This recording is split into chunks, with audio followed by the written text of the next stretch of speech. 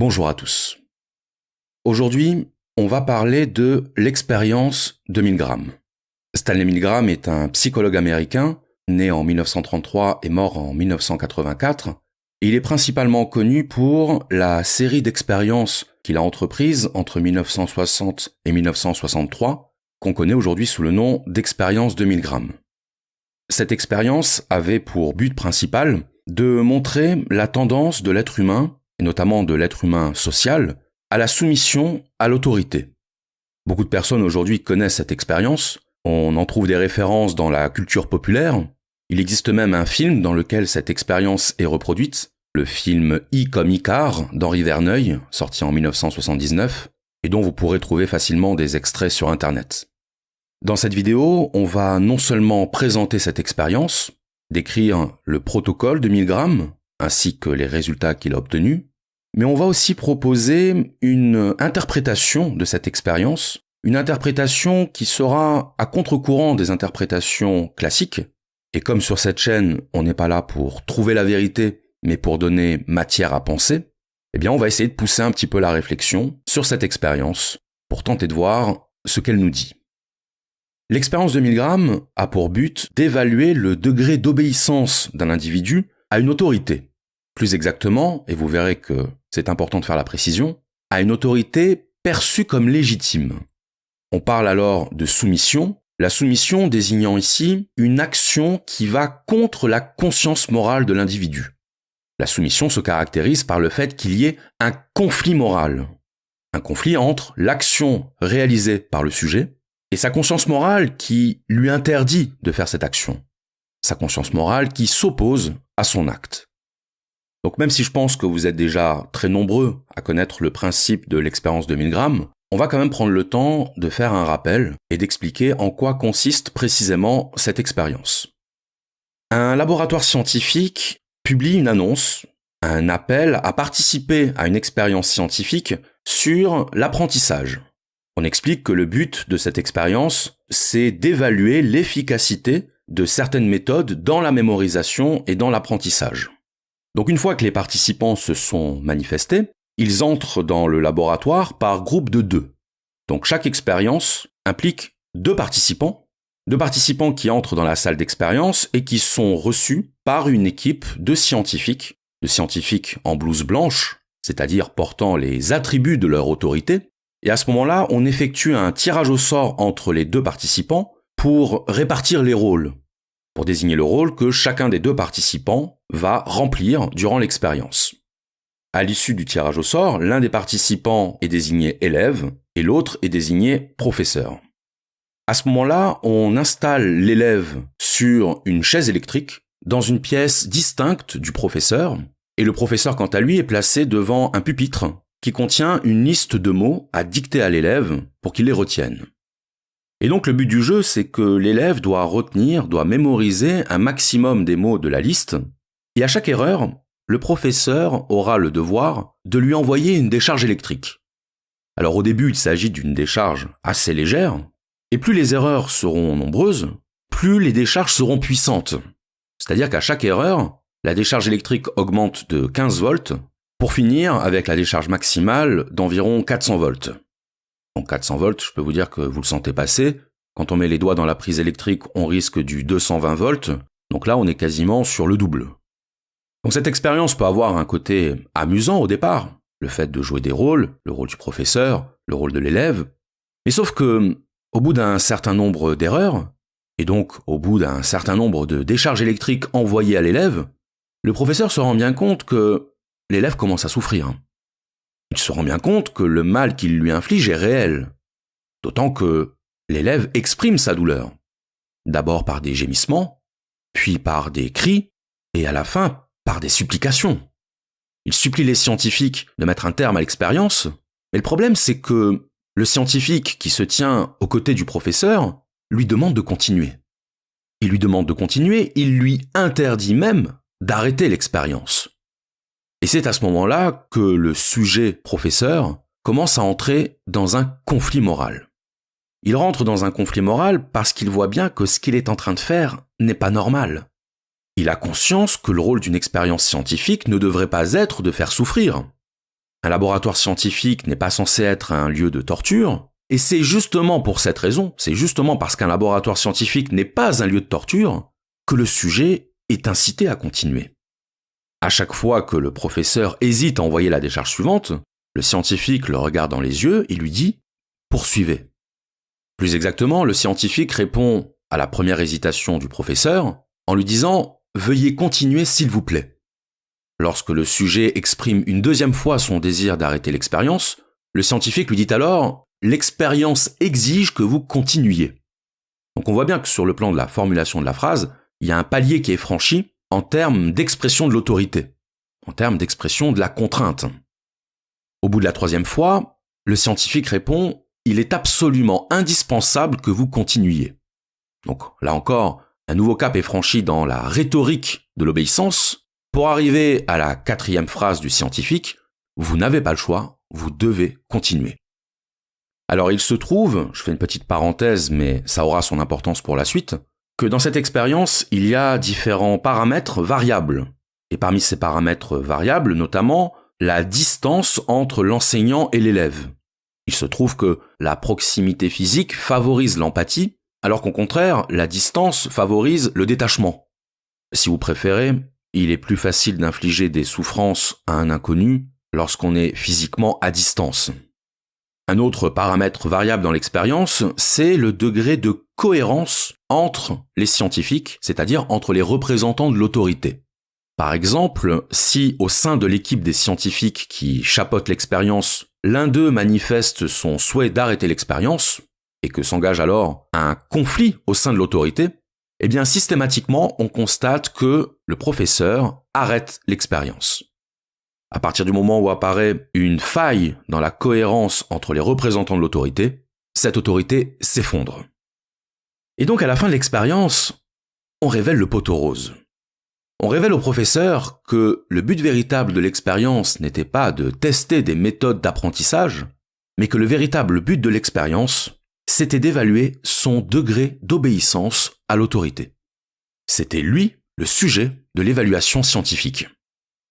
Alors ce qui est amusant, c'est que dans les rapports qui ont été faits de cette expérience, on indique que le moment de la révélation de la vérité, le moment où on informe le professeur que c'était lui le cobaye de l'expérience, eh bien cette révélation est censée le rassurer. Pourquoi le rassurer ? Eh bien parce que ça signifie qu'en réalité l'élève était un comédien. Il ne lui a donc infligé aucune souffrance. C'est ça qui est censé le rassurer. Finalement, je n'ai rien fait de mal, se dira-t-il.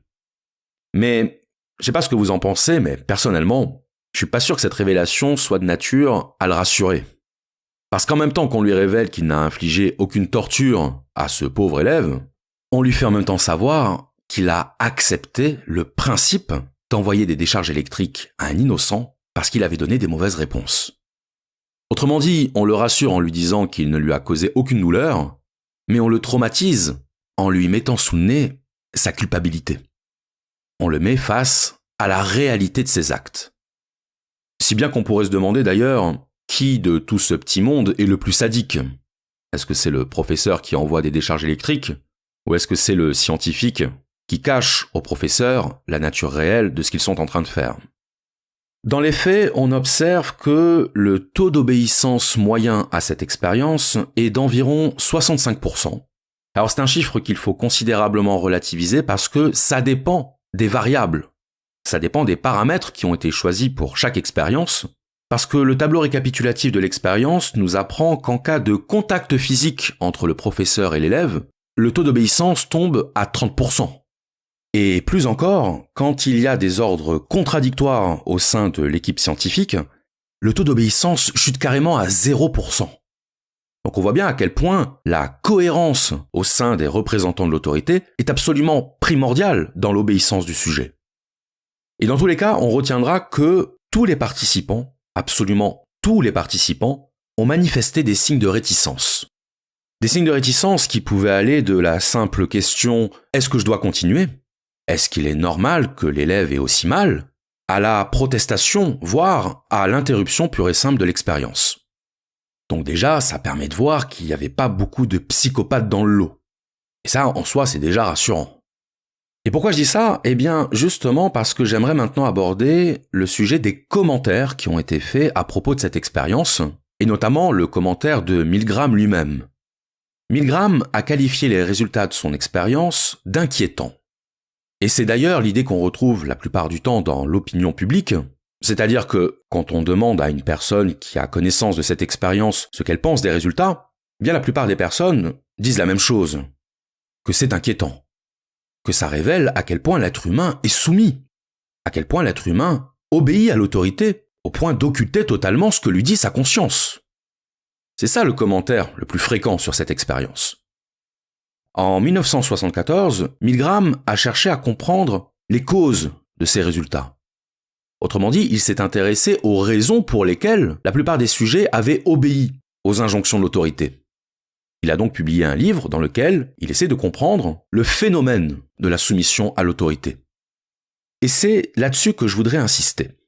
Car dès qu'on parle de l'expérience de Milgram, c'est-à-dire d'une expérience scientifique, une expérience de psychologie sociale, on a tendance à tomber immédiatement dans le jugement moral. On va dire que c'est inquiétant, on va même dire que c'est scandaleux. Autrement dit, on va porter un jugement de valeur sur ce résultat, alors même que le but d'une expérience scientifique, c'est d'abord de comprendre. Comprendre un phénomène au lieu de le juger. Parce que lorsqu'on juge moralement le résultat d'une expérience scientifique, bien on oublie une chose, c'est que les sujets qui envoient des décharges électriques, c'est nous tous. Une expérience scientifique, et plus particulièrement une expérience en psychologie sociale, elle implique un échantillonnage, c'est-à-dire qu'on va prendre des sujets qui sont représentatifs de la population. Et donc lorsque l'on s'extrait des résultats de cette expérience en disant par exemple que nous ne l'aurions pas fait, ben c'est tout simplement faux. En tout cas, statistiquement faux. La réalité, c'est qu'on ne peut pas savoir comment on aurait réagi. On ne peut pas s'auto-exclure du groupe des bourreaux sans avoir été soumis à l'expérience. Parce que c'est trop facile. C'est trop facile de dire ce qu'on aurait fait ou ce qu'on n'aurait pas fait, alors même qu'on n'a pas été dans la situation de le faire ou de ne pas le faire. Quand on parle au conditionnel, c'est qu'on n'est pas en mesure de parler à l'indicatif. Et cette attitude qui consiste à dénoncer, à juger, à s'offusquer de ce que la plupart des personnes obéissent à l'autorité, bien c'est déjà en soi un comportement problématique. Un comportement de spectateur. Le spectateur qui distribue les bons et les mauvais points, sans essayer de comprendre la nature du phénomène qui est mis en évidence dans cette expérience. Comprendre ce que les résultats de cette expérience nous disent. Parce que finalement, quand on dit que nous, à la place du professeur, on aurait réagi autrement, qu'on aurait mis un terme à l'expérience, qu'on aurait fait prévaloir notre conscience morale, bien quand on fait ça, on fait exactement la même chose que le cobaye qui obéit. De la même façon que le cobaye élude sa responsabilité en la reportant sur l'autorité scientifique, on élude notre propre responsabilité en la reportant sur une affirmation qu'on est incapable de prouver.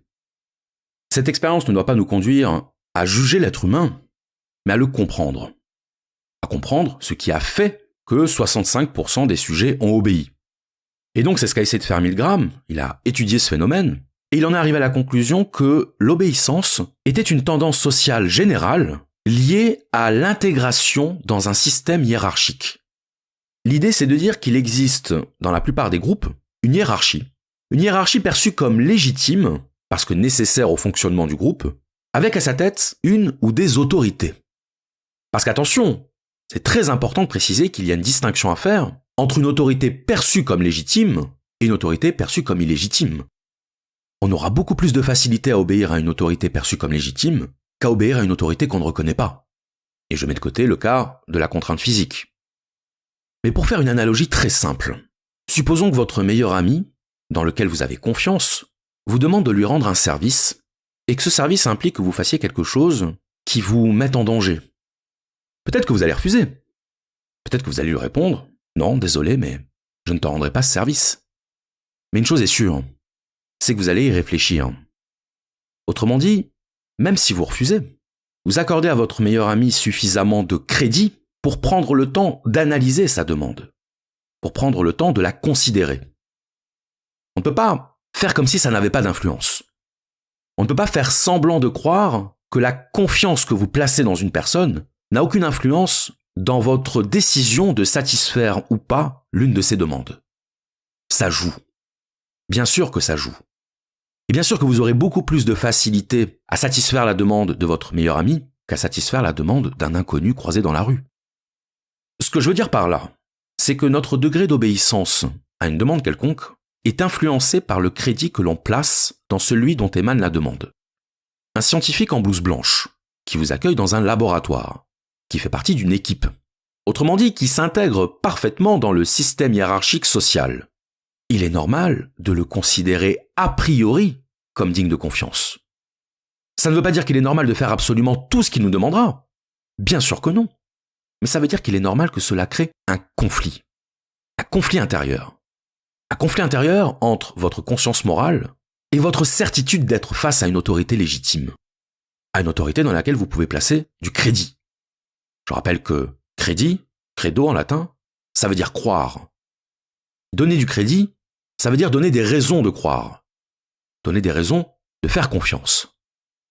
Un scientifique qui vous demande de poursuivre l'expérience et qui ajoute qu'il prend toute la responsabilité des conséquences, ça vous incite à ne pas le considérer comme un simple malade mental qui vous demande de torturer un innocent. Donc il est normal qu'il y ait conflit moral. Conflit entre le sentiment de faire quelque chose de mal, de faire souffrir un innocent, et la conviction profonde qu'une autorité scientifique ne peut pas nous demander de faire quelque chose de cruel. Parce que si on ne peut pas faire confiance à un scientifique, autrement dit si on ne peut pas se fier à un représentant légitime de l'autorité, bien à ce moment-là, c'est notre confiance dans les structures mêmes de la société qui s'évapore. À ce moment-là, on ne peut plus avoir confiance en personne. Vous comprenez ? Le sujet qui envoie les décharges, il est bien conscient que ce qu'il fait n'est pas normal. Il est bien conscient que ça ne se fait pas. Et pourtant, il est en train de le faire. Il faut bien qu'il y ait une raison. Il faut bien qu'il y ait une explication. Et même si le sujet ne voit pas l'explication, même s'il persiste à trouver ça anormal, il a en lui une confiance dans les structures de la société telle qu'il ne peut pas croire qu'on lui demande de commettre un acte répréhensible. Un acte condamnable sur le plan moral. Alors vous allez me dire, c'est une conception bien naïve. Comment croire que des représentants de l'autorité ne puissent pas nous demander de faire quelque chose d'illégitime ? Bien sûr que c'est naïf. Bien sûr que ça participe d'une vision angéliste de la société. On est bien d'accord. Il faut bien resituer que, pour la plupart des gens, nous vivons dans une société qui fonctionne selon des règles et des principes, une société bâtie sur des structures, parmi lesquelles la confiance. Sans confiance, pas de vie sociale possible. Et je ne parle pas de la confiance qui consiste à laisser sa porte ouverte quand on part travailler, ou à laisser ses clés de voiture sur le contact. On parle de la confiance qui fait que, quand vous allez chercher votre baguette chez le boulanger, vous ne présupposez pas que votre baguette est empoisonnée. On parle de la confiance qui fait que vous ne soupçonnez pas votre facteur de lire votre courrier. C'est de cette confiance-là qu'on parle. La confiance comme condition de possibilité de la coexistence sociale. Et le fait de ne pas prendre en compte cette dimension de la confiance nécessaire à la coexistence sociale, le fait de penser qu'il serait anormal d'obéir à une demande émanant d'une autorité perçue comme légitime, c'est ça qui est naïf. Parce que c'est nier l'idée que l'individu n'a pas une autonomie absolue, une autonomie morale absolue. J'imagine que certains d'entre vous doivent connaître les caméras cachées de François Damiens. Et que fait François Damiens dans ces caméras cachées ? Et la plupart du temps, il joue le rôle d'un agent social auquel on accorde spontanément notre confiance. Il va jouer le rôle d'un guichetier à la poste, il va jouer le rôle d'un vendeur de chaussures ou d'un réceptionniste. C'est-à-dire qu'il va jouer le rôle d'un individu qui s'insère dans une structure sociale. Et donc quand il s'amuse à faire répéter 25 fois la même chose à un usager, eh bien l'usager, de bonne foi, il va lui répéter 25 fois la même chose. Et l'usager va bien entendu se rendre compte qu'il y a un problème, se rendre compte que la situation n'est pas tout à fait normale. Et pourtant, il va malgré tout accepter. Il va malgré tout jouer le jeu de la confiance sociale. Et l'être humain est très fort quand il s'agit de croire dans des raisons qu'il ignore. L'être humain est très fort quand il s'agit d'accepter de ne pas comprendre dans une situation qui sort totalement des règles conventionnelles. Des règles qu'on s'attend à voir appliquées dans la société. L'individu se dira, si on sort des conventions, c'est qu'il y a une raison. Je ne peux pas croire dans l'idée que les structures sociales ne tiennent plus. Donc j'accepte. J'obéis, parce qu'il doit bien y avoir une raison. Cette attitude qui consiste à se rendre compte que quelque chose n'est pas normal, mais à l'accepter au nom de la confiance dans les structures sociales, c'est ce que j'appellerais un conflit des paradigmes. Le conflit entre notre représentation des structures sociales et la réalité de la situation à laquelle on fait face. Et ce conflit peut conduire le sujet à prendre le parti de la confiance dans les structures de la société. Et d'ailleurs, rappelez-vous, on disait que le taux d'obéissance des sujets de l'expérience de Milgram tombait à 0% quand le sujet percevait une décohérence de l'autorité. C'est-à-dire lorsque deux représentants de l'autorité émettent un désaccord. Et ça confirme tout ce qu'on vient de dire. C'est-à-dire que quand François Damiens joue le rôle d'un guichetier à la poste et qu'il persécute un pauvre usager, il suffit que le directeur de la poste arrive et qu'il demande à François Damiens ce que c'est que ce bordel, qu'il lui demande à quoi il joue. À ce moment-là, vous pouvez être certain que l'usager va se rebeller. Parce que la décohérence de l'autorité à laquelle il sera en train d'assister, ce sera pour lui le feu vert à la désobéissance. Le feu vert à l'expression de son autonomie morale. Juger celui qui obéit et le qualifier de soumis, c'est oublier un peu vite que nous obéissons tous à des autorités. Nous passons notre vie à obéir. Les employés obéissent à leur patron. Le contribuable obéit au fisc. Le soldat au colonel. Bien rares sont ceux qui peuvent se prévaloir de n'obéir à aucune autorité. Et d'ailleurs, remarquez que le jugement que l'on porte sur ceux qui obéissent à l'autorité, curieusement, on oublie de le porter dans les situations où nous sommes nous-mêmes en situation d'obéissance. La question serait plutôt de savoir, à quoi obéit-on ? Qu'est-ce que c'est qu'une guerre ? Une guerre, c'est une soumission massive à une autorité. Une guerre, ça consiste à aller tuer sur ordre, à tuer des personnes qu'on ne connaît pas, et de le faire sans qu'on nous pose la question de savoir si on trouve ça légitime ou pas. Et pourtant, nous célébrons les héros de guerre comme des modèles de courage. Le problème n'est pas tant l'obéissance que l'obéissance aveugle. L'obéissance aveugle, c'est l'obéissance qui nous fait abandonner notre discernement. C'est l'obéissance que nous ne remettons pas en cause. C'est l'obéissance comme habitude sociale. Et finalement, on peut trouver beaucoup plus de choses à reprocher au conformisme social, c'est-à-dire à la soumission libre et consentie à des normes, à des codes que nous ne remettons absolument pas en cause au quotidien, comme la soumission à la mode, comme la soumission à l'idéologie dominante. Cette soumission du quotidien qui nous rend aveugles à l'abandon de notre discernement, à l'abandon de notre libre arbitre. Le conformisme social est d'autant plus problématique qu'il n'est pas perçu de manière consciente. Contrairement à l'obéissance à une autorité qui, elle, est consciente. Dans le cas de l'obéissance à une autorité, un conflit des paradigmes s'engage. Un conflit des valeurs et des représentations traverse l'individu. Il est face à un dilemme. Mais il a au moins conscience d'être face à un dilemme. C'est parce que le conformisme social est inconscient et n'est pas perçu comme dangereux qu'il est d'autant plus dangereux. Parce qu'à travers le conformisme social, on abandonne notre capacité d'insurrection. En 1961 s'est tenu le procès d'Adolf Eichmann. Eichmann était un haut fonctionnaire du Troisième Reich. Il était responsable de la logistique de la solution finale. Après avoir échappé au procès de Nuremberg, il a été retrouvé, capturé et condamné à mort à l'issue d'un procès à Jérusalem. Et la philosophe Hannah Arendt s'est intéressée à son cas, elle s'est intéressée à son procès, dont elle a fait un compte-rendu dont une phrase est restée célèbre, une phrase dans laquelle Hannah Arendt évoque la banalité du mal.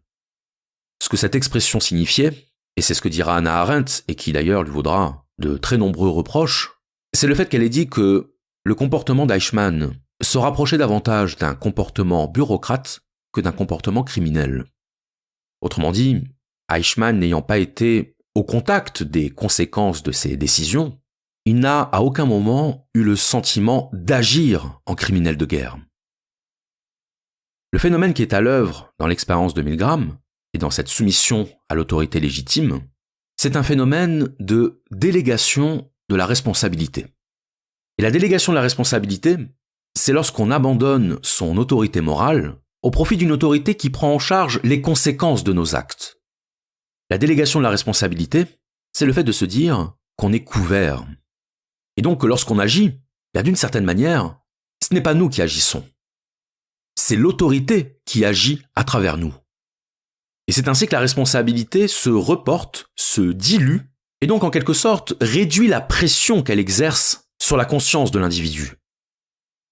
Alors j'ajouterai simplement, pour terminer cette analyse, que les résultats obtenus par Milgram ont été contestés par une philosophe australienne du nom de Gina Perry, qui a publié un livre en 2013 dans lequel elle accuse Milgram d'avoir manipulé les résultats de son étude. Alors parmi les aspects qu'elle conteste, elle écrit notamment que, en réalité, ce ne serait pas 65% des sujets qui auraient obéi, mais moins de la moitié, moins de 50%. Et ça, évidemment, ça change la donne. En tout cas, symboliquement, ce n'est pas la même chose de dire que la majorité des individus obéissent à l'autorité que de dire que c'est en fait moins de la moitié. Parce qu'évidemment, si c'est la majorité des individus qui obéissent, on est en droit de conclure que c'est l'être humain lui-même qui se soumet à l'autorité. Lorsqu'une majorité d'individus sont concernés par un phénomène, il devient beaucoup plus facile et beaucoup plus tentant de généraliser cette majorité à l'ensemble des individus. La deuxième chose que conteste Gina Perry, c'est le fait qu'il y aurait eu, dans la série d'expériences qui ont été menées, des infractions au protocole. On a vu tout à l'heure que, face aux réticences du sujet évalué, face aux réticences du professeur, le scientifique devait prononcer 4 phrases, et à chaque nouvelle phrase, l'injonction se faisait un peu plus pressante.